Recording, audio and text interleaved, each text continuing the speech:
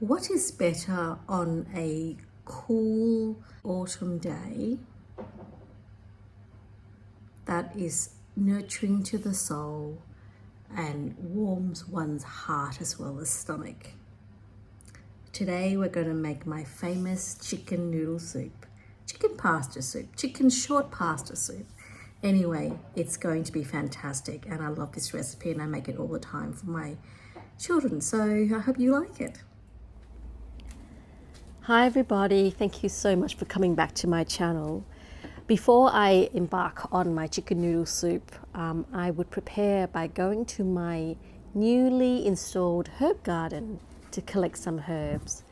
Now in this kind of soup you can put all sorts of herbs, but I normally reach for thyme, which goes really well with chicken, as well as sage, and also put in some rosemary too, which is in a different part of the garden. And together these three plus some peppercorn makes a great hearty, robust depth of flavour.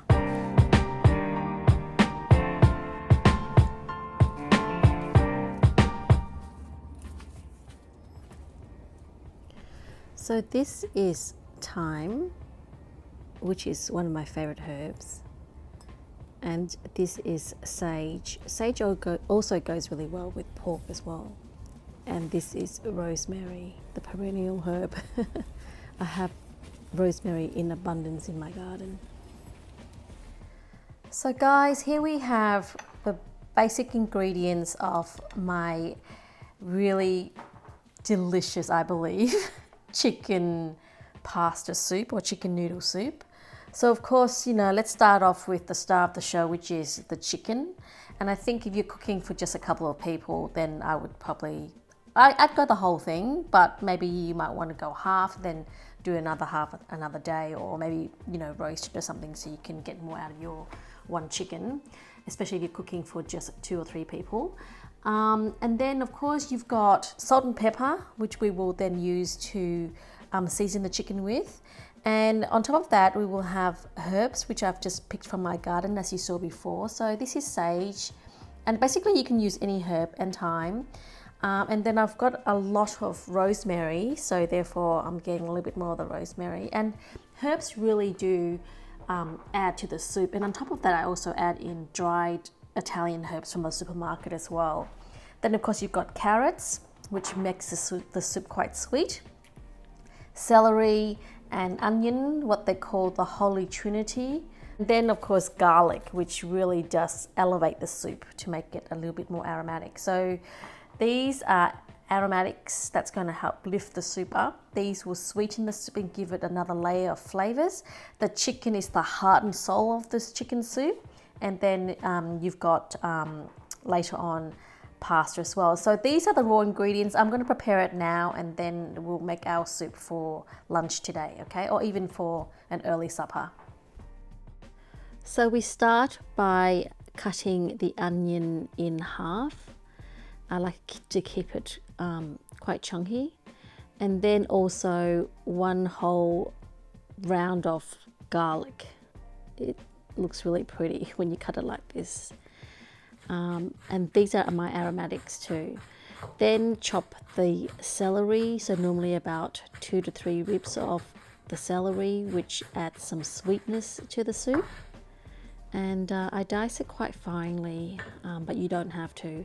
And this is actually going to go in after the soup's been cooked, so then it just goes in as an extra crunch, because once you make the soup, I would just drain it, and by then the bigger pieces of of celery would be completely mushy, so you don't want that. So you would drain out all the fiber, all the stuff that's been cooked, drain the chicken out as well, keep the soup, and then these little pieces go in afterwards for like 2 or 3 minutes, so that you get fresh celery, fresh carrots, with every single spoonful of the soup. Here now is the star of the show, the chicken, and this is an organic chicken, and I normally would spend a little bit more when I make this soup, and so you'd want to salt it quite well. Here I am giving this a bit of a massage. I always make a big effort to cut out any flabby pieces of skin, and you can find them usually on the rear end of the chicken and also on the neck, that loose bit of skin. Just get rid of it, you don't need it. In fact, I think I end up just peeling all the skin out because, you know, it's just a bit too much fat for the diet really. But yes, but you can leave the skin on it and it makes the soup extra yummy if you do. But I think I kind of put half and half. So I've decided to put more pepper into this, and you're wondering why we're doing this, but it's all about depth of flavour. So you want to make sure that the meat is also seasoned as well. Now I'm not Martha Stewart, so just trying to find where to cut, and of course you know that my knives are not great. I'm not a professional chef by any means at all, not even close to even being a good house cook, but I am trying to find an opening so I can get into the chicken, and this is looking a little bit really amateur, so I think I'm going to cut this. Anyway, pretend that I've done the chicken really well in terms of cutting into sections.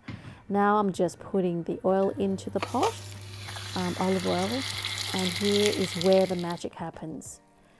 When you are basically giving the chicken, or browning the meat, they call it, creating what they call the mayo effect, I think, where all that golden sort of crispiness is where the real flavors comes in. So you gotta brown the meat. You don't boil it, you brown the meat. So this is my favorite part, the sizzling of the meat and just browning it and making and ensuring that there's a lot of flavor that retains in the pot.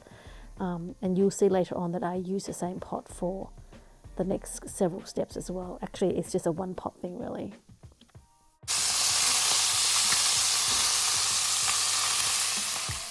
Fishing out the cooked chicken pieces of meat, I then put into the pot on nice sort of high heat the onion and the garlic and the bigger slices or pieces of carrots and celery, peppercorn, herbs, and then water. And then I would let it sit on the stove and simmer after it boils for several hours.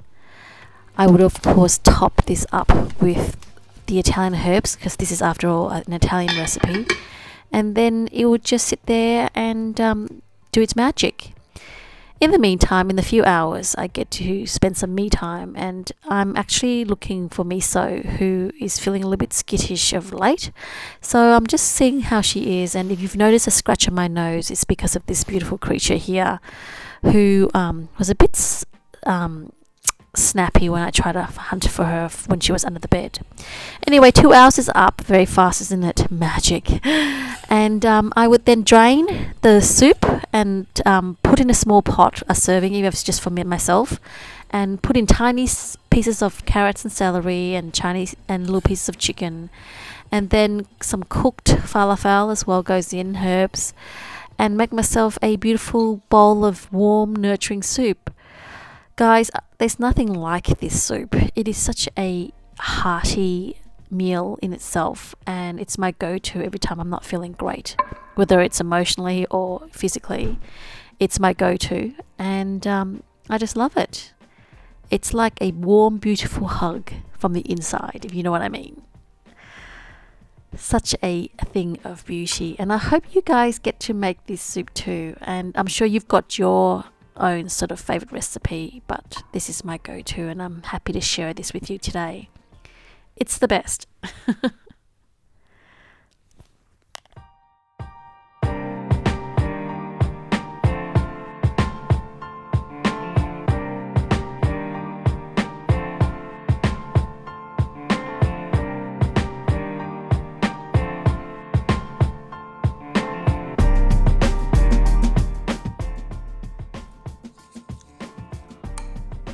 That is so delicious. Well, thank you so much for joining me this week. I appreciate you being here. And yes, I hope you get to try it. And in the meantime, I'm hoping that you will have a great week ahead. And thanks for subscribing and liking the video. Bye for now.